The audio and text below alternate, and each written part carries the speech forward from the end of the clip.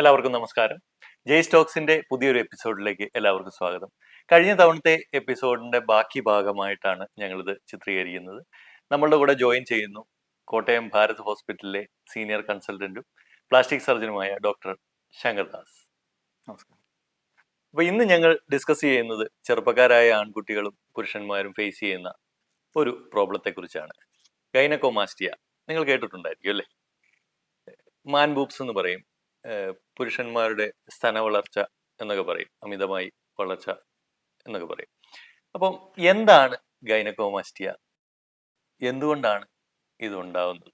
പറഞ്ഞ പോലെ തന്നെ ഏറ്റവും കൂടുതൽ നമുക്ക് ആണുങ്ങളിൽ നിന്നും നമുക്ക് അല്ലെങ്കിൽ കുട്ടികളിൽ നിന്നുമൊക്കെ നമുക്ക് എൻക്വയറി ഉണ്ടാകുന്നതും ഈ ഒരു പ്രോബ്ലമാണ് ഗൈനക്കോമാസ്റ്റിയ എന്ന് വെച്ച് കഴിഞ്ഞാൽ അവിടെ സംഭവിക്കുന്നത് ബ്രസ്റ്റ് ഗ്ലാൻഡ് ഡെവലപ്പ് ചെയ്യാണ് ചെയ്യുന്നത് പുരുഷന്മാരിൽ. സാധാരണ അത് വളരെ ഒന്നുമില്ല, നിപ്പിൾ മാത്രമേ നോർമലി ഉള്ള ആൾക്കാർക്ക് ഉണ്ടാവുള്ളൂ, അതിനകത്ത് ഗ്ലാൻഡോ കാര്യങ്ങളൊന്നും ഉണ്ടാവില്ല.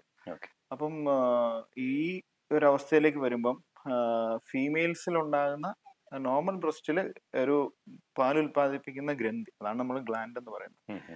ആ ഗ്രന്ഥിയും ഫാറ്റും കൂടെ കൂടിയതാണ് ബ്രസ്റ്റിന്റെ ഒരു നോർമൽ സ്ട്രക്ചർ. അപ്പം പുരുഷന്മാരിലും ആ ഗ്രന്ഥിയുടെ വളർച്ച ഉണ്ടാകുന്നു, അമിതഫലമായിട്ട് കൂടുതൽ വളർച്ച ഉണ്ടാകുന്നു. അതോടൊപ്പം തന്നെ ഫാറ്റും കൂടെ കയറി വരുന്നൊരവസ്ഥയാണ് ശരിക്കുമുള്ള ഗൈനക്കോമാസ്റ്റിയ. അത് ഗ്ലാൻഡ് ഉണ്ടെങ്കിൽ നമ്മൾ അതിനെ ട്രൂ ഗൈനക്കോമാസ്റ്റിയ എന്ന് പറയും. ഗൈനക്കോമാസ്റ്റിയ എന്ന് പറയും. അല്ല, വെറുതെ ഫാറ്റ് മാത്രം അക്യുമുലേറ്റ് ചെയ്യുന്ന അവസ്ഥയുണ്ട്. ഇപ്പൊ വണ്ണമുള്ള ആൾക്കാരിൽ ചെസ്റ്റിൽ കുറച്ച് ഫാറ്റ് എക്സസ് ആയിട്ട് വരാം. അതിനെ നമുക്ക് ട്രൂ ഗൈനക്കോമാസ്റ്റിയ, ഫോൾസ് ഗൈനക്കോമാസ്റ്റിയ അല്ലെങ്കിൽ സ്യൂഡോ ഗൈനക്കോമാസ്റ്റിയ, അങ്ങനെയാണ് അതിന് പറയുന്നത്. ഓക്കെ. അപ്പൊ ഇതുകൊണ്ട് ഹെൽത്ത് റിലേറ്റഡ് ആയിട്ട് എന്തെങ്കിലും ഇഷ്യൂസ് വരാൻ സാധ്യതയുണ്ടോ? ഇതുകൊണ്ട് ഹെൽത്ത് റിലേറ്റഡ് ആയിട്ടുള്ള ഇഷ്യൂസ് അല്ല കൂടുതലും വരുന്നത്. ഇത് ഇപ്പൊ ഒരു 13-14 വയസ്സായിട്ടുള്ള കുട്ടികൾ അവര് ഒരു മെച്യൂരിറ്റി എത്തി തുടങ്ങുമ്പോൾ അവരുടെ ശരീര സൗന്ദര്യ സങ്കല്പങ്ങളൊക്കെ ആയി തുടങ്ങുമ്പോൾ തന്നെ അവർക്കൊരു ഇറിറ്റേഷനാണ് ഇത്. അവർക്കൊരു ഡിപ്രഷൻ പോലത്തെ ഒരു ഫീലിംഗ് ആണ്, ഒരു അപകർഷതാബോധം ഉണ്ടാവും. മറ്റുള്ള കുട്ടികൾ ശ്രദ്ധിക്കുമോ, അല്ലെങ്കിൽ നമുക്ക് ഷർട്ട് ഇടാതെ പുറത്തേക്ക് ഇറങ്ങാൻ പറ്റാത്ത ഒരു അവസ്ഥ.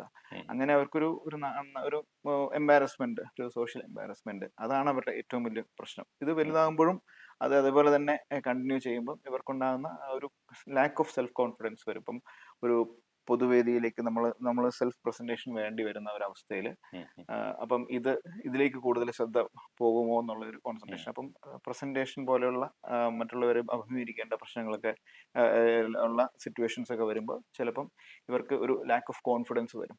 അതാണ് ഇതിനകത്ത് ഏറ്റവും വലിയൊരു. അല്ല, ഇത് മൂലം മറ്റു പ്രശ്നങ്ങളൊന്നും ഉണ്ടാവേണ്ടതില്ല.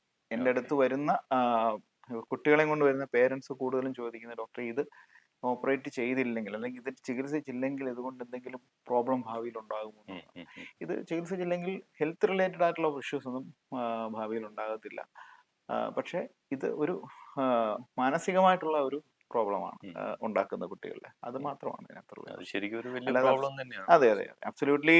ഇത് ഡിപ്രഷനിൽ വരെ പോകുന്ന പ്രോബ്ലം ഉണ്ട്. കാരണം അവർക്ക് ഇത് സ്വന്തമായിട്ട് ഇത് പുറത്ത് പറയാനുള്ള ഒരു മടി തന്നെയാണ്. ചിലർക്ക് പേരൻസിന്റെ അടുത്ത് പറയാനുള്ള ഒരു മടി ഉണ്ടാവും. പേരൻസിന്റെ അടുത്ത് പറഞ്ഞു കഴിഞ്ഞാൽ അവരുടെ റെസ്പോൺസ് മിക്കവാറും വരുന്നത് ഇതൊന്നും വലിയ കുഴപ്പമൊന്നുമില്ല, ഞാൻ നോക്കുമ്പോൾ കുഴപ്പമൊന്നുമില്ലല്ലോ എന്ന് പറഞ്ഞിട്ട് അങ്ങ് ഒഴിവാക്കും. പക്ഷെ അവർക്ക് അവരുടെ ആ ഒരു രീതിയിൽ അവർക്കത് തോന്നും, വളരെ ഇതായിട്ട് തോന്നും. അപ്പൊ അവർക്ക് ഇത് പറഞ്ഞാലും പറ്റില്ല. അവർക്ക് തന്നെത്താനെ ഇത് കൊണ്ടുവന്ന് ചികിത്സിക്കാനുള്ള ഒരു ഏണിംഗ് ആയിട്ടും ഉണ്ടാവില്ല. അപ്പം അത് മിക്ക പേരൻസും അതിനെ കണ്ടറിഞ്ഞ് അവർക്കുള്ളതിനെ സപ്പോർട്ട് അല്ലെങ്കിൽ ട്രീറ്റ്മെന്റിലേക്ക് കൊണ്ടുപോകും.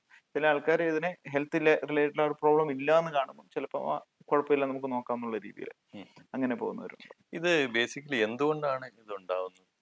ഇതിന് ഈ പ്യൂബേർട്ടി, അതായത് 13-14 വയസ്സാകുമ്പോൾ ഒരു ഗ്രോത്ത് സ്പേർട്ട് വരും എല്ലാ കുട്ടികൾക്ക്, ആൺകുട്ടികൾക്ക്. അപ്പം ടെസ്റ്റോസ്റ്റിറോൺ കണ്ടമാനം ഉണ്ടാവും.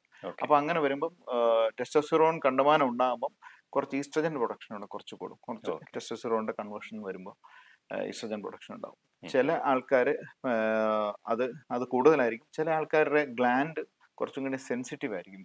നോർമൽ ഈസ്ട്രജൻ ലെവൽ ആണെങ്കിൽ പോലും ആൺകുട്ടികൾക്കും കുറച്ച് ഈസ്ട്രജൻ ലെവൽ ഉണ്ടാവും. അപ്പൊ അതിനോട് കൂടുതൽ സെൻസിറ്റീവ് ആയിരിക്കും. അങ്ങനെയാണ് നോർമലി പ്യൂബേർട്ടൽ ഗൈനക്കോമാസ്റ്റിയ എന്ന് പറയുന്നത്. അതിന് മറ്റ് പ്രധാനപ്പെട്ട കാരണങ്ങളോ വലിയ പ്രശ്നങ്ങളോ ഒന്നുമില്ല. അതുകൊണ്ടാണ് ഇതിന് ദോഷമില്ലാത്തതെന്ന് പറയുന്നത്. പിന്നെ വരുന്നത് ഇതിന് കാരണങ്ങളായിട്ട് പിന്നീട് ഡെവലപ്പ് ചെയ്യുന്ന പല മെഡിസിൻസിന്റെ കോംപ്ലിക്കേഷൻ കൊണ്ടുവരാം. ഉം. അപ്പോൾ നമുക്ക് കോമൺ ആയിട്ട് കാണുന്ന പറഞ്ഞാൽ ഈ ജിമ്മിലൊക്കെ പോകുന്ന ആൾക്കാർ സ്റ്റിറോയിഡ് ഒക്കെ എടുക്കുന്ന ആൾക്കാരുണ്ട്. അവർക്ക് ഈ സ്റ്റിറോയിഡിന്റെ സൈഡ് എഫക്റ്റ് ആയിട്ട് ഗൈനക്കോമാസ്റ്റിയ വരും. ഓക്കെ. അതൊന്ന്. പിന്നെ മറ്റ് മരുന്നുകളുണ്ട്, ഹാർട്ടിന്റെ പ്രോബ്ലംസിന് വരുന്ന മരുന്ന്, ആന്റി ഡിപ്രസൻസ്, അങ്ങനെ റെയറായിട്ട് വരുന്ന ചില മെഡിസിൻസിന്റെ സൈഡ് എഫക്റ്റ് ആയിട്ടും ഇത് വരാം. പിന്നെ ചില പ്രത്യേകതരം ട്യൂമർ, റെയറായിട്ട് വരുന്ന കണ്ടീഷൻസ്, ട്യൂമർ, പിന്നെ liver disease, even continuously alcohol എടുക്കുന്ന ആൾക്കാർക്കും ഇത് വരാനുള്ള ടെൻഡൻസി ഉണ്ട്.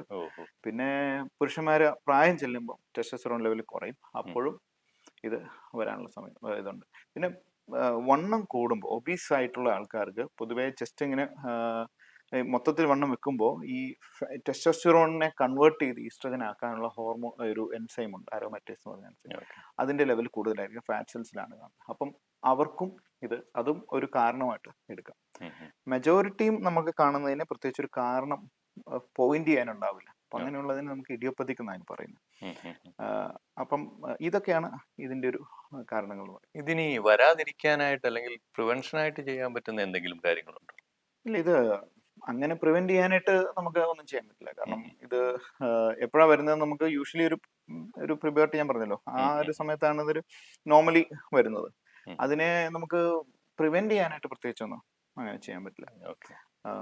പിന്നെ വണ്ണം ഉള്ള ആൾക്കാർക്ക് ഇപ്പൊ കോസ് ഉള്ള കാര്യങ്ങളാണെന്നുണ്ടെങ്കിൽ, ഇപ്പം മെഡിക്കേഷൻസോ അല്ലെങ്കിൽ ആൽക്കഹോൾ ഇൻടേക്ക് അല്ലെങ്കിൽ അമിതവണ്ണം, അതൊക്കെ നമുക്ക് കുറച്ച് കൊണ്ടുവന്നു കഴിഞ്ഞാൽ ഇത് ആ ഒരു കാരണം കൊണ്ടുള്ളതിനെ കുറയ്ക്കാൻ പറ്റും. ഇനിയിപ്പോ അതിന്റെ ട്രീറ്റ്മെന്റിലേക്ക് പോയി കഴിഞ്ഞു കഴിഞ്ഞാൽ എന്തായിരിക്കും ഇതിന്റെ ട്രീറ്റ്മെന്റ്? ഇതിന്റെ ട്രീറ്റ്മെന്റ് എന്ന് പറയുന്നത്, ഇതിനെ ആദ്യം ഞാൻ പറഞ്ഞല്ലോ, ട്രൂ ഗൈനക്കോമാസ്റ്റിയ ആണോ ഫോൾസ് ഗൈനക്കോമാസ്റ്റിയ ആണോ ഞാൻ പറഞ്ഞു. ഗ്ലാൻഡ് ഉണ്ടെങ്കിൽ അത് ട്രൂ ഗൈനക്കോമാസ്റ്റിയ ആണ്.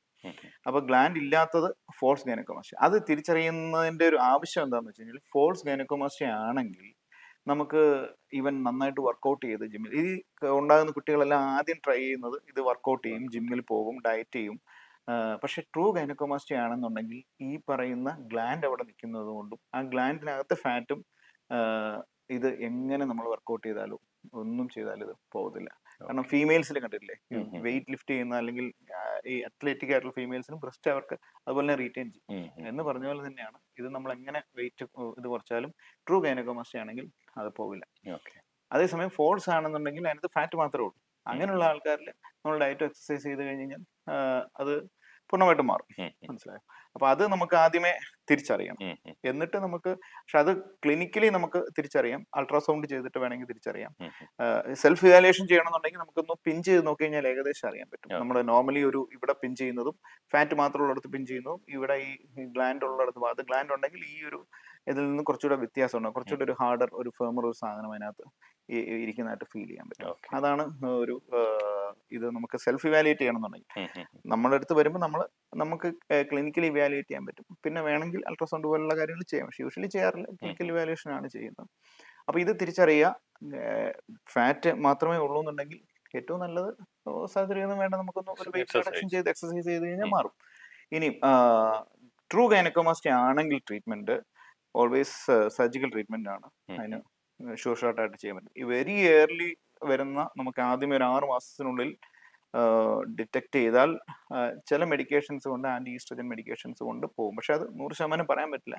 അത് കുറെ നാൾ കഴിക്കണം, 6 മാസം 1 വർഷമൊക്കെ കഴിക്കാം. വെറുതെ നമ്മൾ അതിന്റെ ഒരു പുറകേണ്ട ആവശ്യമില്ലെന്നാണ് നമ്മൾ യൂഷ്വലി റെക്കമെൻഡ് ചെയ്യുന്നത്. കാരണം ഇത് അല്ലെങ്കിൽ ചെറിയ സിമ്പിൾ സർജറിയാണ്, ഒരു ഒറ്റ ദിവസം കൊണ്ട് ചെയ്യാൻ പറ്റുന്ന കാര്യം. നമ്മൾ വെറുതെ 6 മാസം 1 വർഷം മരുന്ന് കഴിച്ചാൽ ചിലപ്പം മാറിയില്ല, അങ്ങനെ വരുന്നവരുണ്ട്. ഈ മരുന്ന് ഈ ഒരു പ്യൂബർട്ടിയിലൊക്കെ എയർലി കണ്ടുപിടിച്ച് അല്ലെങ്കിൽ ഒരു ലേറ്റ് ആയിട്ട് കണ്ടുപിടിച്ച് ഇതിന്റെ മരുന്ന് കഴിച്ചിട്ട് എഫക്റ്റ് ഇല്ലാതെ വരുന്ന ആൾക്കാരുണ്ട്. അതിനും നല്ലത് ഏറ്റവും ഈസി ആയിട്ടുള്ളതെന്ന് പറഞ്ഞാൽ സർജറിയാണ്. സർജറി എന്ന് പറഞ്ഞാൽ വളരെ സിമ്പിൾ ആണ്. ഇതിന്റെ ഫാറ്റിനെയും ഗ്ലാൻഡിനെയും നമ്മൾ സെപ്പറേറ്റ് ആയിട്ട് അഡ്രസ് ചെയ്യും. ഫാറ്റിനെ നമ്മൾ ലൈപ്പോസക്ഷൻ ചെയ്ത് ഫാറ്റ് എടുക്കും. അത് കഴിഞ്ഞ് മിച്ചം ഒരു ചെറിയ ഗ്ലാൻഡ് ഉണ്ടാവും, അത് നമ്മൾ ചെറിയൊരു മുറിവിട്ടിട്ട് അത് ഗ്ലാൻഡ് അങ്ങ് എടുക്കും. അതോടുകൂടി അത് നോർമലാവും. അങ്ങനെയാണ് അതിന്റെ ട്രീറ്റ്മെന്റ്. ഈ വണ്ണമുള്ള ആളുകൾക്കും എല്ലാം ഒരു രീതിയിൽ തന്നെ ചെയ്യാൻ പറ്റുമോ? അതെ, എല്ലാവർക്കും ഇതേ ട്രീറ്റ്മെന്റ് ആണ് ചെയ്യുന്നത്. അതിന് ഇതിന്റെ ഗ്രേഡിംഗ് ഉണ്ട്, 1, 2, 3 എന്നൊക്കെ പറഞ്ഞിട്ട് ഗ്രേഡിംഗ് ഉണ്ട്. ഗ്രേഡിംഗ് അനുസരിച്ച് നമുക്ക് ഫാറ്റിന്റെ അളവാണ് കൂടുന്നത്. അതേസമയം ചെറുപ്പക്കാരായിട്ടുള്ള കുട്ടികളാണെങ്കിൽ ഒരു 14 ഇയേഴ്സ് തൊട്ട് ഇതൊക്കെ തുടങ്ങും. പക്ഷെ യൂഷ്വലി നമ്മളൊരു 18 ഇയേഴ്സ് വരെയൊക്കെ വെയിറ്റ് ചെയ്യും ചെയ്യുന്നതിന് മുമ്പ്. അപ്പോൾ ചിലപ്പോൾ ചില ആൾക്കാരിൽ അതങ്ങനെ അങ്ങ് കുറയും. ഉം, ഉം. ഒരു യൂഷ്വലി ആ ഒരു ഏജിൽ നമ്മൾ അധികം റെക്കമെൻഡ് ചെയ്യുന്നില്ല. പിന്നെ അത്രയും ഭയങ്കര പ്രയാസമാണ്, ഒട്ടും പറ്റുന്നില്ല, കുട്ടികൾക്ക് മാനസികമായിട്ട് സമ്മർദ്ദം ആണെന്നുണ്ടെങ്കിൽ ചെയ്യാം. ഉം, പക്ഷേ always is better to wait till ഒരു 18 ഇയേഴ്സ് വരെ വെയിറ്റ് ചെയ്തതിന് ശേഷം ചെയ്യുന്നതായിരിക്കും കുറച്ചും കൂടി നല്ലത്. ഉം. അപ്പോൾ പിന്നെ വണ്ണമുള്ള ആൾക്കാർക്ക് ഇതിന്റെ ഗ്രേഡ് അനുസരിച്ച് അതിന്റെ അകത്ത് ഫാറ്റ് കൂടുതലുണ്ടാവും. ഫാറ്റിന്റെ ആസ്പിറേഷൻ കുറച്ച് കൂടുതലായിരിക്കും. അതുപോലെ തന്നെ ഗ്രേഡ് കൂടുന്നതനുസരിച്ച് ഈ സ്കിന്ന് സാഗ് ചെയ്യാനുള്ള സാധ്യതയും കൂടുതലുണ്ട്. നമ്മൾ ഫാറ്റ് എടുത്തു കഴിയുമ്പോൾ സ്കിൻ ഇങ്ങനെ സാഗ് ചെയ്ത് നിപ്പിളിന്റെ ആ ലെവലൊക്കെ കുറെ താന്നായിരിക്കും. അപ്പൊ അതിന് കുറച്ചൊരു ചില എക്സ്ട്രീം കേസിൽ നമ്മൾ ചിലപ്പം റിഡക്ഷനും കൂടെ വേണ്ടി സ്കിൻ റിഡക്ഷൻ വേണ്ടി വരും. അതല്ലെങ്കിൽ നമ്മൾ ലൈപ്പോസക്ഷൻ ചെയ്തിട്ട് RF ടൈറ്റനിങ് കൊണ്ടും നമുക്ക് സ്കിൻ റിഡക്ഷൻ ഇല്ലാതെ തന്നെ ഒരു എക്സ്ട്രീം ഇതൊക്കെ നമുക്ക് സ്കിൻ റിഡക്ഷൻ ഇല്ല കട്ട് ചെയ്ത് റെഡ്യൂസ് ചെയ്യാതെ തന്നെ നമുക്ക് ടൈറ്റൻ ചെയ്ത് കൊണ്ടുവരാൻ പറ്റും. അപ്പൊ ഇതൊരു പേടിക്കേണ്ട പ്രോബ്ലം അല്ല ശരിക്കും. ഡിപ്രഷനിലേക്കൊന്നും പോകേണ്ട ആവശ്യമില്ല എന്നാണല്ലേ ഡോക്ടർ പറഞ്ഞു വരുന്നത്? അതെ അതെ. കാരണം ഇത് ഒരു ഇത്രയും നാളായിട്ട് കൊണ്ടു നടക്കുന്ന ഒരു പ്രോബ്ലം, ഇത് ശരിക്കും ഒരു ഒരു മണിക്കൂർ അല്ലെങ്കിൽ 2 മണിക്കൂറിനുള്ളിൽ പൂർണ്ണമായിട്ട് നോർമലൈസ് ചെയ്യാൻ പറ്റുന്ന ഒരു കാര്യമാണ്. ഷോർട്ട് ട്രീറ്റ്മെന്റ് ഉള്ള ഒരു കാര്യമാണ് എന്നുള്ളത് മാത്രമേ ഉള്ളൂ. പക്ഷെ പലർക്കും പ്രോബ്ലം എന്നാന്ന് വെച്ച് കഴിഞ്ഞാൽ ഇതിന്റെ പുറകെ നമ്മളിപ്പോൾ ഗൂഗിളിൽ നോക്കി ട്രീറ്റ്മെന്റ് ഓഫ് ഗൈനക്കോമാസ്റ്റിയ എന്ന് വെച്ച് കഴിഞ്ഞാൽ കുറെ ഓപ്ഷൻസ് അല്ലാതെ മെഡിക്കേഷൻസ് ആയിട്ടും അതും ഇതും എല്ലാം ലേഹ്യവും അങ്ങനെയൊക്കെ കുറെ കാര്യങ്ങൾ വരുന്നുണ്ട്. ഇതൊന്നും പ്രൂവൺ ആയിട്ട് ഇപ്പൊ നമ്മുടെ മോഡേൺ മെഡിസിനിൽ തന്നെ ഉള്ള ആന്റി ഈസ്ട്രജൻ ട്രീറ്റ്മെന്റ് പോലും എസ്റ്റാബ്ലിഷ്ഡ് ഗൈനക്കോമാസ്റ്റിക് എഫക്റ്റീവ് അല്ല. ഏർലിയിൽ മാത്രമാണ്, അതും പൂർണ്ണമായിട്ടും പറയാൻ പറ്റില്ല. അപ്പൊ അതിനൊക്കെ പോകുന്നതിനും ഏറ്റവും സിമ്പിൾ ഡയറക്ട്ലി ഒരു ചെറിയ സർജറിയാണ്. ഡോക്ടറെ കൺസൾട്ട് ചെയ്യുക, അത് മാത്രമേ ഉള്ളൂ. കൺസൾട്ടേഷൻ ചെയ്ത് ചിന്തിച്ച് മാത്രം തീരുമാനങ്ങൾ എടുക്കുക. എപ്പോഴും നമ്മൾ ഡിപ്രഷനിലേക്ക് പോകാൻ എളുപ്പമാണ്. അപ്പോൾ അവിടെയും ഇവിടെയും സെർച്ച് ചെയ്ത് സമയം കളയാതെ ഒരു കൺസൾട്ടന്റിന്റെ സഹായത്തോടു കൂടി തന്നെ നിങ്ങൾക്ക് ട്രീറ്റ് ചെയ്യാവുന്നതാണ്. നിങ്ങളെയാണെങ്കിലും നിങ്ങളുടെ മക്കൾക്കാണെങ്കിലും ഒക്കെ അവരെ ഒരു ഡിപ്രഷൻ സ്റ്റേജിലേക്ക് അയക്കാതിരിക്കുക. അപ്പൊ ഇന്നത്തെ ടോപ്പിക്ക് നിങ്ങൾക്ക് എല്ലാവർക്കും ഇഷ്ടപ്പെട്ടു എന്ന് വിചാരിക്കുന്നു. ഇനി പുതിയ എപ്പിസോഡിലെ കോണ്ടന്റ് നിങ്ങൾ കമൻ്റായിട്ട് രേഖപ്പെടുത്തൂ. ഞങ്ങൾ അതിനെക്കുറിച്ച് കാര്യങ്ങൾ ഡിസ്കസ് ചെയ്യാം. ഞങ്ങളാൽ കഴിയുന്ന രീതിയിലുള്ള എക്സ്പ്ലനേഷൻസ് അതിന് തരുന്നതായിരിക്കും.